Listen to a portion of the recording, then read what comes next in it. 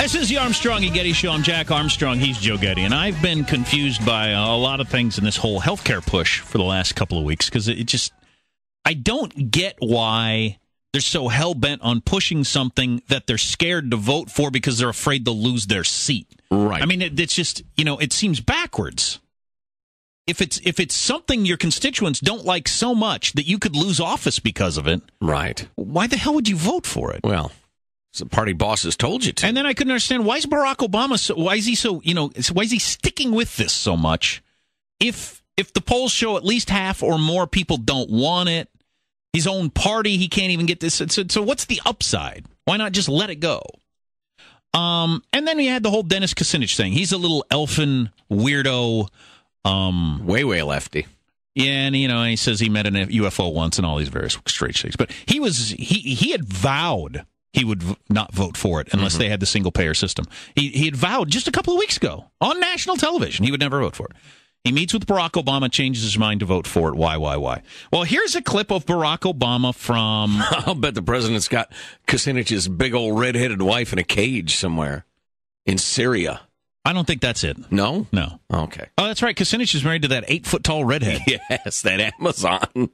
Attaboy, Dennis. What an odd pair. Yeah. But anyway, this is Barack Obama on the campaign trail before he was elected president. I think this is in 2007. And I think it's in front of campaign contributors, that sort of thing. This is a $2 trillion part of our economy.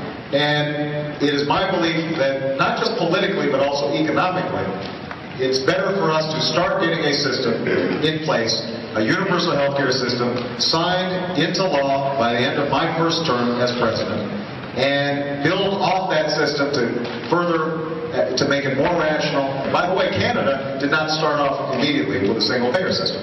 They had a similar transition step. It's a transitional... So what he's talking about is you get in the groundwork for universal health care and a single-payer system and then move from there. Right.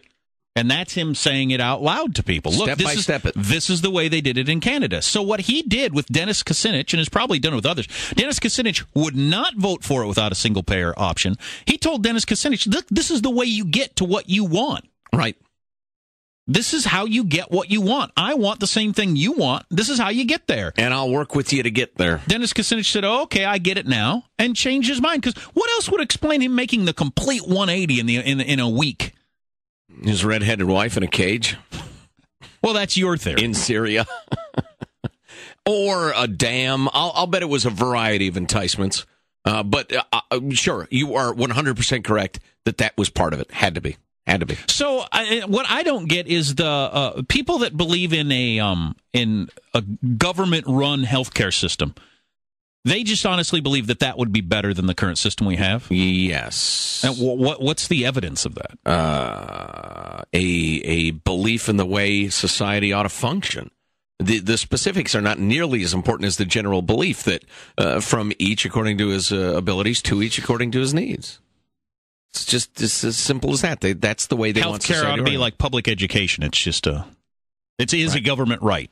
Right. But that's the big breakdown. It's from people who believe it's a government right to whether or not you believe that. Well, and even, I could certainly argue everybody's got a, quote, human right to a certain level of health care, but that doesn't mean I want the universal health care as, for instance, run in Britain or Canada.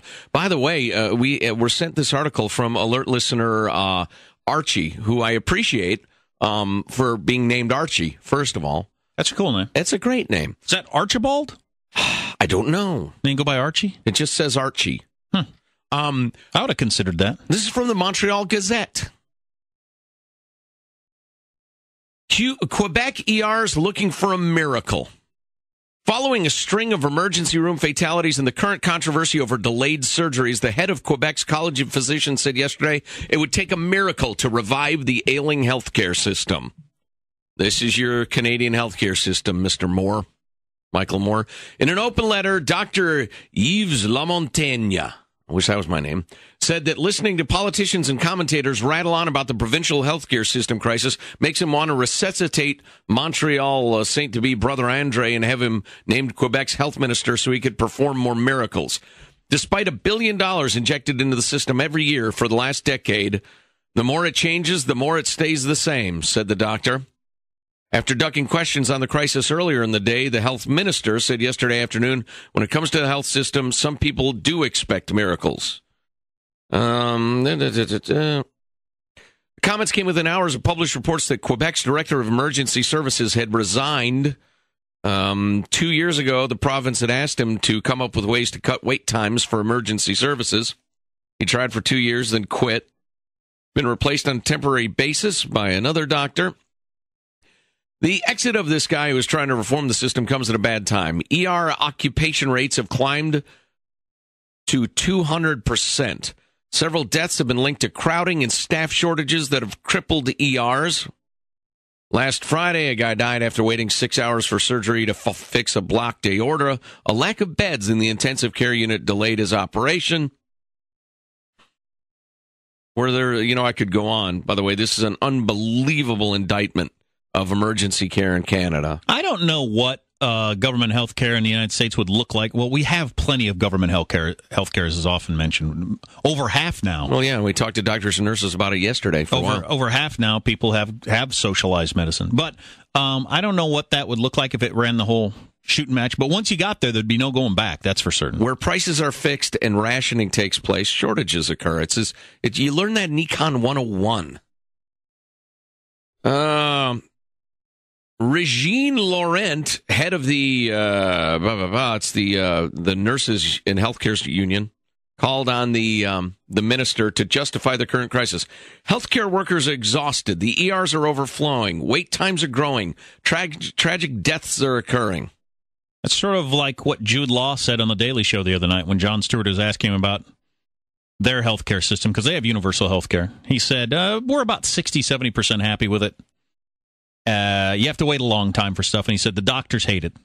They're underpaid and way overworked. This one guy waited months for his aorta surgery.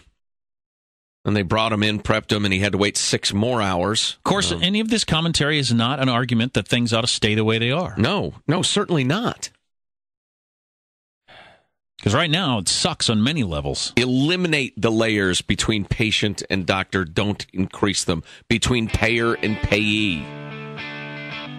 For instance, I get a high blood pressure problem while I got this job, lose the job. Well, then the next job, they won't insure me. I mean, that's crazy. Right. Then you're screwed for life. That's no good.